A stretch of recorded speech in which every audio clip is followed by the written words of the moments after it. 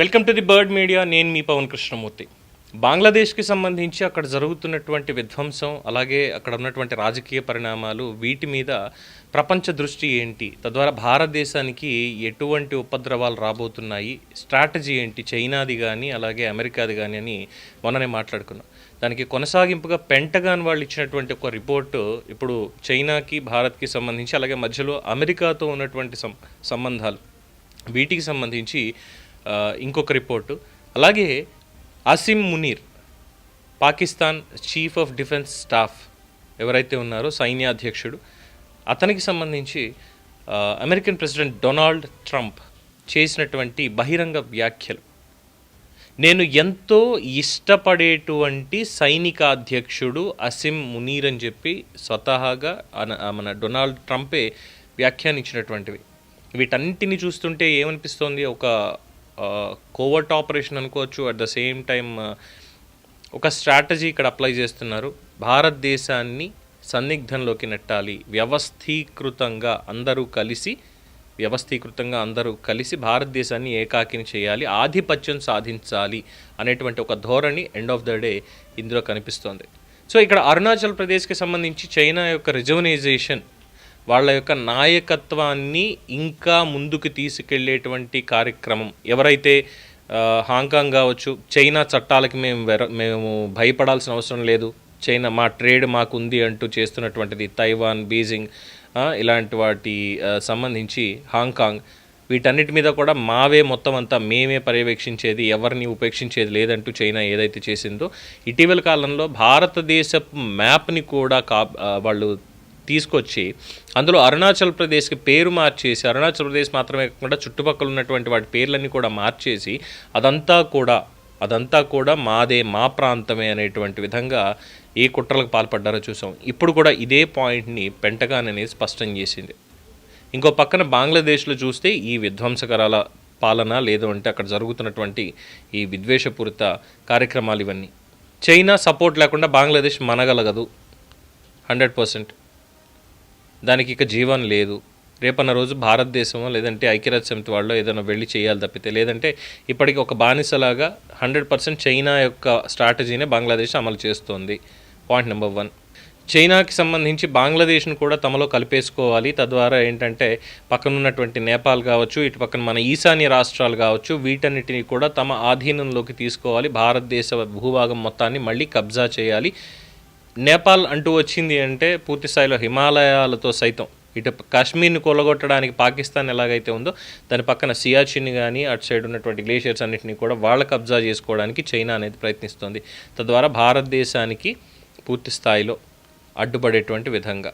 Arunachal Pradesh, Senkaku ద్వీపాలు, Taiwan, వీటన్నిటితో పాటు బీజింగ్ యొక్క విస్తృత జాతీయ భద్రతా ప్రణాళికలు, వీటన్నిటిలో ఇవన్నీ భాగంగా ఉన్నాయి. ఈ భూభాగాలన్నీ కూడా చైనా జాతీయ పునరుజ్జీవనానికి, నేషనల్ రిజర్వనైజేషన్కి కీలకంగా డ్రాగన్ దేశం భావిస్తోంది అని పెంటగాన్ నివేదిక.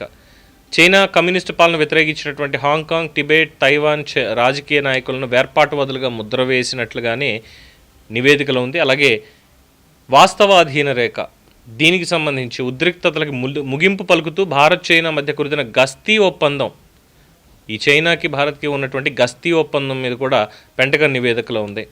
అండ్ ముఖ్యంగా అమెరికా భారత్ మధ్య సంబంధాలు మరింత బలపడకుండా ఉండేలాగా చైనా జాగ్రత్త పడుతోంది, తద్వారా ఏకాకిం చేసి రేపన్న రోజు అమెరికా చైనాకు వ్యతిరేకంగా రావడం, భారత్కి మద్దతుగా ఉండడం అనేది జరగకూడదు అన్న దాంతో ఇవన్నీ కూడా చేస్తోంది అని చెప్పి చెప్తున్నారు.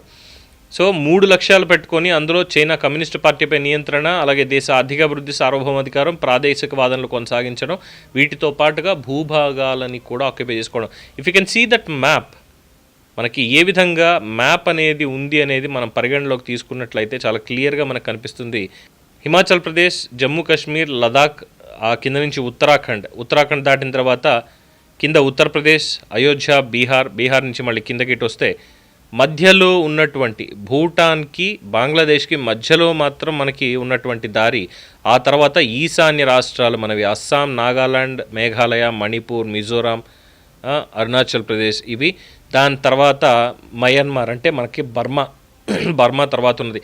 ఒకప్పుడు చెప్పాలంటే చైనాకి వీటితో ఈ హనోయి ద్వీపంతో సైతం మొదలు పెడితే హనోయి కింద నుంచి మనకి బార్డర్లో కనిపించేటువంటి లావోస్ కావచ్చు, చియాంగ్ మై కావచ్చు, మయన్మార్ అంటే బర్మా అంటే రంగూన్ అనేటువంటి వాళ్ళం, అది కావచ్చు, ఈశాన్య రాష్ట్రాలు, అలాగే బంగ్లాదేశ్ భూభాగం, ఈ భూటాన్, నేపాల్ కూడా ఒకప్పుడు భారతదేశంలో భాగమే. మన భారతదేశానికి స్వతంత్రం రాకముందు ఈ ప్రావిన్స్లుగా ఉన్నటువంటివి, కాశ్మీర్ కూడా ఒకప్పుడు ప్రావిన్స్గా ఉండేది, స్వతంత్రంగా ఉండేది. ఆ తర్వాత భారతదేశంలో కలిపారంటే దానికంటే ముందు చూసుకుంటే మనకి కాశ్మీర్ నుండి కన్యాకుమారి వరకు అనేది మనకి ఆది శంకరాచార్యుల నేపథ్యంలోనే మనకు కనిపిస్తుంది.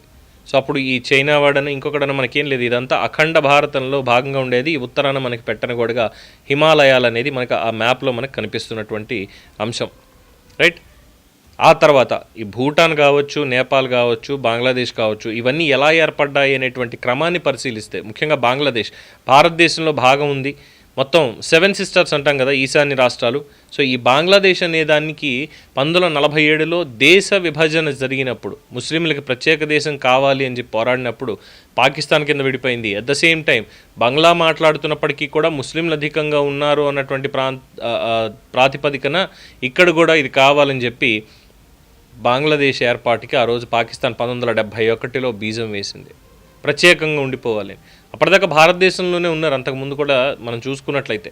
ఏ రకంగా చూసుకున్నప్పటికీ బర్మా కావచ్చు, ఇతరత్ర కావచ్చు, బంగాళాఖాతం మీద స్పష్టమైనటువంటి ఒక ఆధిక్యత కింద మనకు ఉండేది. బట్ ఇప్పుడు చైనా దానికి గండి కొట్టడం కోసం అని చెప్పి ఇక్కడ భూటాన్ని కావచ్చు, నేపాల్ని కావచ్చు, అలాగే బంగ్లాదేశ్ని కావచ్చు, మయన్మార్ని కావచ్చు వాళ్ళ గుప్పెట్లో పెట్టుకుంటూ, అలాగే కింద శ్రీలంక, ఇటువైపు పాకిస్తాన్కి ఏమో ఎలాగో అమెరికా సపోర్ట్ అనేది 100కి 1000% కనిపిస్తుంది. IMF ఫండ్ ఇప్పించడంలో కావచ్చు, లేదంటే దాదాపుగా F-16 అప్గ్రేడేషన్ చేసుకోవడానికి 600 మిలియన్ల సపోర్ట్ కావచ్చు అమెరికా చేసి, అలాగే నాకు ఇష్టమైనటువంటి దేశాధ్యక్షుడు లేదు సైన్యాధ్యక్షుడు సైనిక జనరల్ అసిమ్ మునీర్ అని చెప్పి మాట్లాడుతూ, తద్వారా ఒక డీలర్గా అమెరికా పనిచేస్తూ పాకిస్తాన్ దగ్గర నుంచి మినరల్స్, న్యాచురల్ మినరల్స్ ఇవన్నీ కూడా ఎలాగ ఎక్స్ట్రాక్ట్ చేసుకోవాలి, అలాగే సైనిక స్థావరాలు ఎలా పెట్టుకోవాలి అనే దానికి వాళ్ళ ఆలోచన, వాళ్ళ స్ట్రాటజీ. వెరసి ఇటు చైనా, అటు అమెరికా వీళ్ళు ఆడుతున్నటువంటి ఈ క్రీడలో ఇటు వీళ్ళది రిజర్వనైజేషన్ కావచ్చు, అటు వాళ్ళ దగ్గరికి వచ్చేసరికి ప్రపంచ పెద్దన్న పాత్ర మందే, మనం ఎవరు చెప్పినా వినాల్సిందే, మనం ఎవరికి చెప్పినా వినాల్సిందే అనేటువంటి ఒక ఉద్దేశం. వీటితో భారతదేశాన్ని ఎలాగైనా టార్గెట్ చేయాలి, మొత్తం వాళ్ళ భూభాగాల్ని సైతం మనం కొల్లగొట్టాల్సిందే అనే దాంట్లో చైనా ఇక్కడ ప్రయత్నాలు చేస్తోంది. ఇది తెలుస్తున్నటువంటి అంశం ఫ్రమ్ ద పెంటగన్ రిపోర్ట్స్. చూద్దాం మరి చైనా స్ట్రాటజీ ఐక్యరాజ్యసమితితో ఎలా చెల్లుతుందో, భారతదేశం ఎలా తిప్పికొడుతుందో. అరుణాచల్ ప్రదేశ్ ఇప్పటికీ అది భారతదేశందే, దాన్ని మాత్రం చైనా ఒప్పుకోవట్లేదు, అది మాదే అంటోంది. వాళ్ళది కాకపోయినా యుద్ధానికి రావడం, యుద్ధానికి వచ్చి మనం ఓడించో ఇంకోటి చేసో మన భూభాగం లాక్కపోవడం అనేది ఇప్పటి నుంచి కాదు, ఎప్పటి నుంచో వాళ్ళకి అలవాటైనటువంటి ప్రదేశం, అలవాటైనటువంటి కార్యం తప్ప కొత్తగా ఏం లేదు. సో చైనా ఆగడాలకి అంతు లేదంటారా భారతదేశానికి సంబంధించి? అధ్యక్షులు, ప్రధాని అందరూ కలిసి మాట్లాడుకుంటారు, బాగానే ఉంది, మిత్రులు అంటారు. కానీ భూభాగం దగ్గరికి వచ్చేసరికి మాత్రం ఇక్కడ చైనా ఆధిపత్యమే, మొత్తం అంతా మాదే అంటే అపనంగా వాళ్ళకి వదిలేసి తీరాల్సిందేనా? చూడాలి. దీని మీద మీ అభిప్రాయాన్ని కామెంట్స్ రూపంలో తెలియజేయండి. చూస్తూనే ఉండండి ది బర్డ్ మీడియా.